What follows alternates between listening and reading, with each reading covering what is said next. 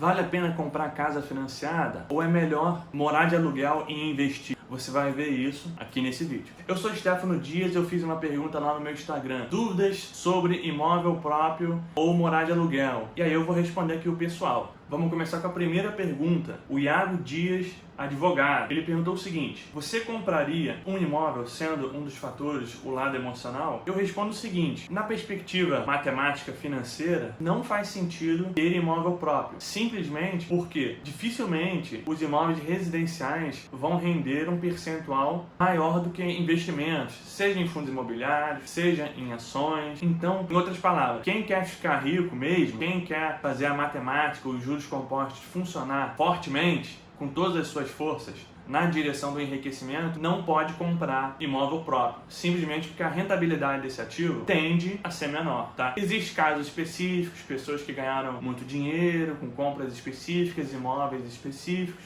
mas aí é outra história, tá? Tô falando via de regra. Então, o único motivo da compra seria o lado emocional, e aí vai depender de cada um. Tem também a questão de que as pessoas vão se sentir mais seguras, mais confortáveis, tendo um imóvel próprio. E aí vai do mérito de cada um. Eu dei a perspectiva matemática sobre esse assunto. O Hector Passos perguntou o seguinte: comprar à vista ou financiar? Para quem tem um montante total da propriedade? A gente tem que pensar em custo de oportunidade. O que é o custo de oportunidade? Quando eu invisto em A, eu deixo de investir em B. Quando eu invisto em B, eu deixo de investir em A. Eu tenho que comparar o que a outra alternativa renderia, tá? Nesse caso, nós temos dois assuntos. Um, o financiamento, e o outro, a exposição do ativo. No caso do financiamento, o banco vai cobrar a taxa de juros, tá? Então vamos imaginar que seja, sei lá, 7% ao ano. O seu dinheiro teria que render pelo menos 7 ao ano para você investir nesses investimentos que rendem mais e não se financiar. Só que tem um detalhe: você pode optar pelo lado mais matemático da coisa, que seria: se eu tenho um investimento que rende 10% ao ano, eu posso investir nisso e financiar esse imóvel para eu ganhar diferença. Isso é uma situação que pode parecer positivo no início, e é. Só que como o financiamento é um compromisso de longo prazo, você não pode errar. Se, por exemplo, o seu investimento rende 10% ao ano e num determinado momento ele começar a render 5%. Então uma coisa que estava a seu favor foi contra. Esse é o perigo do financiamento. Você não deixa a operação melhor. Você maximiza os seus lucros, se for o caso de ter lucro, ou maximiza os prejuízos, se for o caso de ter prejuízo. Agora, a outra parte da questão, que é a exposição do ativo, eu vou emendar aqui na pergunta do Marco Vilhena. Ele diz o seguinte: segundo o Barsi, o Luiz Barsi, investidor, só compre um imóvel quando tiver dinheiro para comprar 10. Em termos de concentração de risco, sim. Em termos de rentabilidade também. Então, simplesmente pelo retorno do imóvel tender a ser menor do que das ações, e também você está muito concentrado num único risco específico, que é aquele imóvel. Você pode dar uma bela sorte dele só se valorizar, o bairro melhorar, a cidade melhorar, o país melhorar e etc. Ou você pode dar um azar, a localização se deteriorar, a violência naquele bairro aumentar. Então, nós não temos como saber o futuro. Por isso que eu acho interessante não se concentrar muito num único ativo. A Tamira Moraes perguntou o seguinte: fiz financiamento com taxa de juros baixa em 2015. Hoje vale a pena quitar ou investir? Nós vamos voltar na questão das rentabilidades, mas eu, Stefano, para me livrar de compromissos, eu quitaria. Cada um faz o que quiser. Barreira Bru perguntou o seguinte: o imóvel residencial deve representar quantos por cento do patrimônio total? Teoricamente, o menor percentual possível, mas ninguém é de ferro e as pessoas gostam de coisa boa. Então é mais uma questão de economizar e manter o padrão baixo para você poder reinvestir do que qualquer outra coisa. Mas para quem tem fundos imobiliários, ações americanas, adicionar um imóvel na relação de patrimônio pode ser interessante sim para diversificação. E aí que eu entro aqui na pergunta do Lucas M. Xavier, grande Lucas.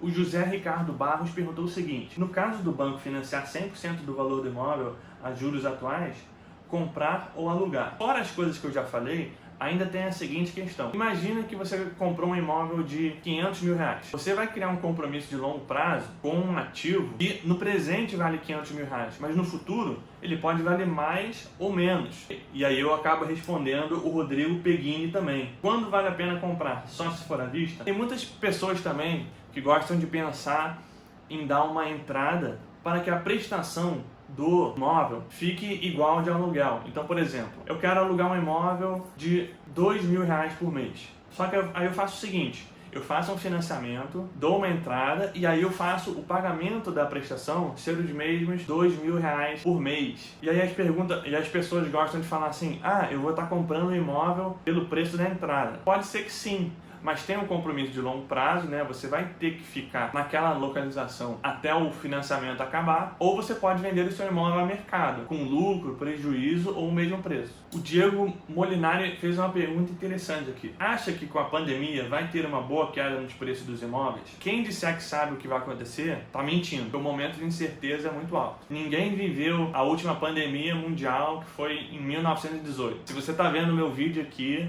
dificilmente você estava vivo em 1918 e sabe o que aconteceu. Mas a questão é o seguinte, a economia fica truncada, o dinheiro fica com dificuldade de circulação. Ou seja, pode acontecer que a caixa das pessoas e das empresas vá diminuindo ao longo do tempo e aí as pessoas vão ter que botar os bens imóveis à venda para ter liquidez. E aí pode ser que sim, o preço dos imóveis baixe. O Saindo do Sufoco fez uma pergunta bastante interessante. Qual opinião você prefere? Imóvel próprio para a pessoa e construir casas para alugar ou usar os FIIs. Isso aí vai depender do know-how, da área de competência de cada um, tá? Quando você faz alguma atividade empreendedora, tipo construir uma casa para alugar, você está correndo o risco dessa operação. Logo, a sua rentabilidade pode ser maior ou menor do que, por exemplo, os fundos imobiliários aqui que ele falou. Só que eu acho interessante o seguinte, como os fundos imobiliários rendem por volta de 0,5%, você tem que se comparar a esse retorno. Então, se você constrói casas e aluga, isso dá menos de 0,5%,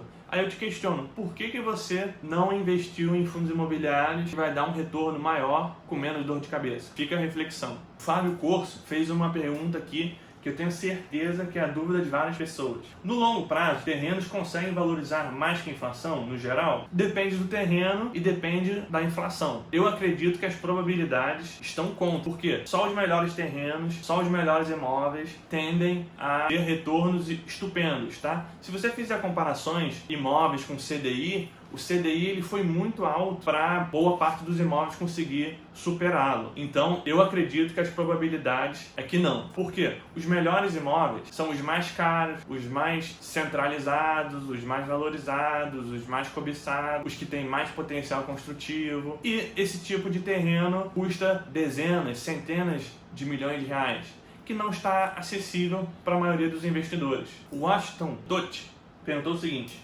imóvel com oportunidade de renda pelo menos 6% ao ano. Nessa crise, vale a pena? É aí que mora o risco. Ele pode dar pelo menos 6% ao ano hoje, só que não sabemos como é que a economia vai se comportar no futuro. Então, pode ser mais, pode ser menos. Não temos como usar o passado para responder com certeza sobre o futuro. O Rodrigo SJT perguntou o seguinte: vender imóvel para comprar ações e FIIs? Isso é uma pergunta muito pessoal, tá? Vender o imóvel que você mora, eu não faria. Mas eu já tive imóveis para aluguel que eu vendi para comprar ações e fundos imobiliários e obtive um retorno financeiro muito melhor. Então é uma pergunta bastante pessoal. Cada um precisa botar as contas na ponta do lápis e ver se vale a pena ou não. O Moisés perguntou o seguinte: nos fale sobre seus kitnets, amigo. Eu não tenho kitnet, mas o meu amigo Egbert tem e eu quero fazer uma live com ele para ele falar sobre essa experiência. Ele investiu em fundo imobiliário e se aventurou em fazer projeto de kitnet com o pai dele. Eu queria ouvir muito a experiência que ele tem sobre esse assunto. O Pedro Henrique falou o seguinte: imóvel comercial vale a pena ter? E a partir de quantos vale a pena abrir uma PJ para administrar? Imóvel comercial geralmente tem uma rentabilidade melhor, percentualmente, do que o imóvel residencial. Só que as tributações do recebimento de aluguel da pessoa física e da pessoa jurídica são diferentes. De repente, vale a pena ter uma pessoa jurídica apenas com um único imóvel. O Diogo César perguntou o seguinte: morando hoje de aluguel, onde alocar o dinheiro para comprar um imóvel no futuro? Como a gente sabe bem, não tem nada mais rentável do que ações no longo prazo. Segue o gráfico. Lembrando que tem volatilidade. A Bruna Gerardi fez uma pergunta interessante: quantos por cento da renda é razoável empatar em aluguel mais condomínio mais IPTU? E aí a gente vai entrar no campo das finanças pessoais. Financeiramente, quanto você mais economizar, melhor. Mas como ninguém é de ferro, todo mundo gosta do que é bom, depende de cada um. O Leonardo DRD fez uma pergunta bastante emocional aqui. Concorda com a frase, só vale a pena comprar o imóvel dos sonhos? Partindo do princípio que comprar um imóvel, grande parte do processo é uma compra emocional, às vezes vale a pena pagar um pouco mais para você viver sim no imóvel dos sonhos. Mas isso são finanças pessoais, isso depende de cada um. Franciele Lima fez uma pergunta que eu acho que pode ser a situação de mais pessoas. Tem um terreno em um lugar ruim há 10 anos e não mudou muito. Manter ou vender? Nada impede de que daqui a 10 anos melhore muito ou daqui a 10 anos piore muito.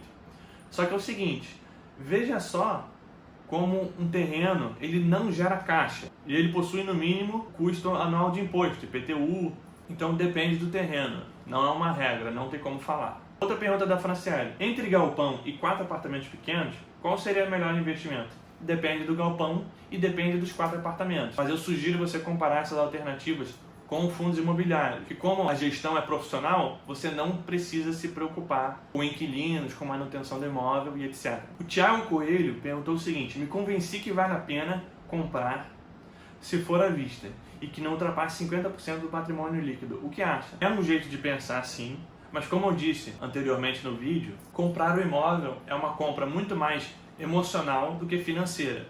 Financeiramente, a gente já sabe que as ações rendem mais e que financeiramente seja interessante imobilizar a menor quantidade de capital possível no seu imóvel. Dá um like, compartilhe o vídeo e veja meus outros vídeos no canal.